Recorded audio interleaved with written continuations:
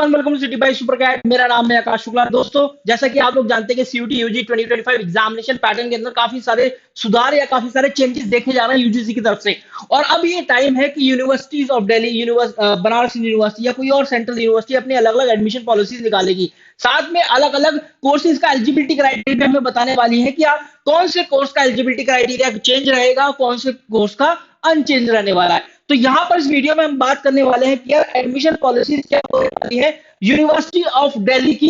Point by point हम यहां पर डिस्कस करेंगे यूनिवर्सिटी ऑफ दिल्ली की admission policy for the academic session 2025-2026। तो चलिए विदाउट वेस्टिंग एनी टाइम अपना वीडियो हम शुरू करते हैं। तो सबसे पहला एडमिशन पॉलिसी देखिए, यहाँ पर कॉमन एलिजिबिलिटी क्राइटेरिया लिखा हुआ है कि जितने भी अंडरग्रेड प्रोग्राम है उनमें एडमिशन के लिए आपको सीयूटी यूजी 2025 देना होगा। केवल उसी के कोर्स के बेस पर एडमिशन होगा। कौन कौन से? Except School of Open Learning, SOL, Non Collegiate Women Education Board, NCWEB and foreign nationals. इनको छोड़कर बाकी जितने भी स्टूडेंट्स हैं उनका एडमिशन यूनिवर्सिटी ऑफ दिल्ली में यूजी प्रोग्राम के लिए सीयूटी यूजी 2025 के स्कोर के बेस पर होने वाला है। दूसरा इंपॉर्टेंट पॉइंट यहां पर यह है कि कैंडिडेट को केवल एक single must have a pass class 12 examination और its equivalent from a single recognised board. Single recognised board से क्लास 12 पास होना चाहिए। ध्यान रखिएगा, ऐसा नहीं होना चाहिए कि क्लास 11 कहीं से और क्लास 12 कहीं से। तो ये बात का ध्यान रखना। क्लास 10 की बात करें, सॉरी क्लास 12 का सब्जेक्ट क्राइटेरिया बहुत इंपॉर्टेंट कि 2024 या 25 तक ये देखा जाता था कि स्टूडेंट के लिए मैंडेटरी था सीयूटी यूजी एग्जाम के लिए केवल उन्हीं डोमेन सब्जेक्ट के अंदर अपियर हो जो कि वो क्लास 12 के अंदर पढ़ रहा है, पढ़ चुका है। लेकिन अब जो है यूजीसी की नई गाइडलाइन के हिसाब से ये फ्लेक्सिबिलिटी बच्चों को दे दी गई है कि वो इररिस्पेक्टिव ऑफ क्लास 12 कोई से भी सब्जेक्ट इसके अंदर अपियर हो सकते हैं। देखिए, नई पॉलिसी की बात करें तो नई पॉलिसी, ये जो नई पॉलिसी यूजीसी ने निकाली है इसके हिसाब से कुछ कुछ चेंजेस देखे जा सकते हैं यूनिवर्सिटी ऑफ दिल्ली के एडमिशन प्रोसेस में या उसके कोर्सेज के एलिजिबिलिटी क्राइटेरिया में। लेकिन फिर भी बच्चों को यह रिकमेंड किया जाता है कि वो सीयूटी यूजी एग्जाम के अंदर केवल उन्हीं सब्जेक्ट को चूज करें जो कि क्लास 12 में पढ़ रहे हैं, जब तक यूनिवर्सिटी ऑफ दिल्ली का एक ऑफिशियल बुलेटिन ब्रोशर जो है वो रिलीज नहीं हो जाता, कोई एलिजिबिलिटी क्राइटेरिया कोर्सेज का हमें नहीं पता चल जाता, तब तक बच्चों को यही सुझाव दिया जाता है कि वो क्लास 12 का सब्जेक्ट पढ़ें। इसके अलावा लैंग्वेज फॉर साइंस कोर्सेज, जितने भी साइंस कोर्सेज हैं, BSc honours computer science, BSc honours mathematics, BSc honours stats और बीटेक, इनको छोड़कर और जितने भी साइंस कोर्सेज हैं आपको केवल 30% मार्क्स लेकर आने हैं लैंग्वेज टेस्ट के अंदर। और ये क्वालिफाइंग इन नेचर होगा। जब भी मेरिट कैलकुलेशन करी जाएगी, आपके ओवरऑल मार्क्स जोड़े जाएंगे तो उसमें लैंग्वेज टेस्ट को नहीं जोड़ा जाएगा। For example, BSc honours physics के लिए अगर language test plus physics chemistry math है तो फिर आपका जो स्कोर होगा केवल पीसीएम से ही काउंट होने वाला है। 250 मतलब 750 से ही काउंट होगा। और जो 250 में से 30% आपको मार्क्स लेकर आने हैं वहां पर अपने लैंग्वेज टेस्ट के अंदर। मतलब 250 का 30% कितना होगा? 25 या 75। केवल 75 मार्क्स आपको लेकर आने हैं लैंग्वेज टेस्ट के अंदर और वो ऐड नहीं होंगे। केवल 750 में से ही आपका स्कोर कैलकुलेट होगा। Age and gap year eligibility, देखिए यूनिवर्सिटी ऑफ दिल्ली की अगर हम बात करें तो कोई भी मिनिमम एज का कोई बार नहीं है। एडमिशन लेने के लिए किसी भी बच्चे का, किसी भी स्टूडेंट का किसी भी एज पर एडमिशन हो सकता है यूनिवर्सिटी ऑफ दिल्ली में। और इसी तरीके से गैप ईयर भी कोई बार नहीं है।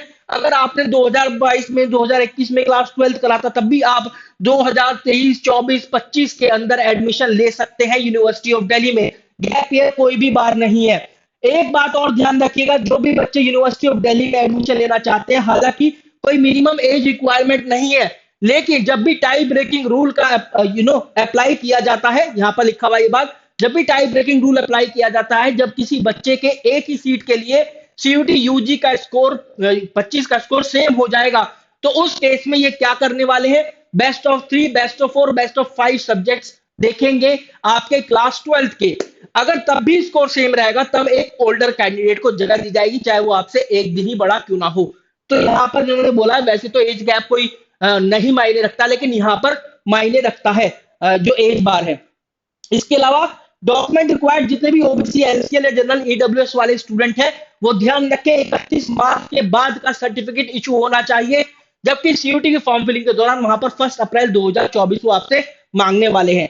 जनरल एडमिशन पॉलिसीज क्या कहती है? सीयूटी केवल एक माध्यम है केवल एक माध्यम है यूनिवर्सिटी में एडमिशन लेने का। लेकिन अगर आप यूनिवर्सिटी ऑफ दिल्ली में एडमिशन लेना चाह रहे हैं तो सीयूटी की फॉर्म फिलिंग के बाद एडमिशन देके आपको CSAS इसकी जो एडमिशन की वेबसाइट है वहां भी अपने आप को रजिस्टर करना होगा, उसका भी फॉर्म फिल करना होगा। ये लिखा हुआ 2025 के रजिस्ट्रेशन प्रोसेस के बाद आपको कॉमन सीट अलोकेशन सिस्टम 2025 का फॉर्म फिल करना होगा यूनिवर्सिटी ऑफ दिल्ली का, और वहां पर अपने प्रोग्राम और कॉलेजेस का डिटेल्स फिल करना होगा।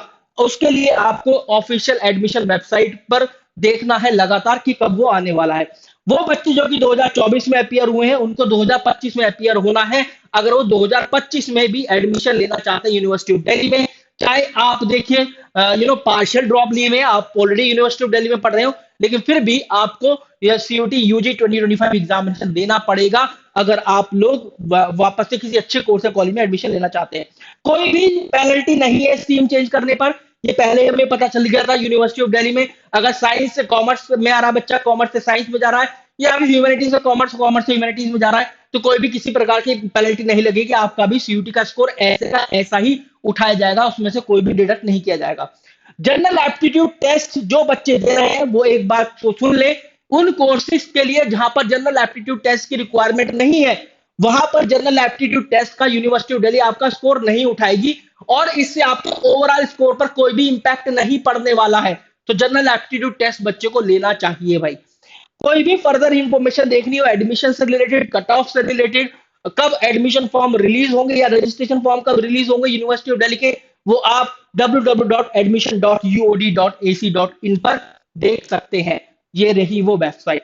ठीक है guys, wish you very good luck guys, thank you very much. Don't forget to like the video, share this video and subscribe to the channel.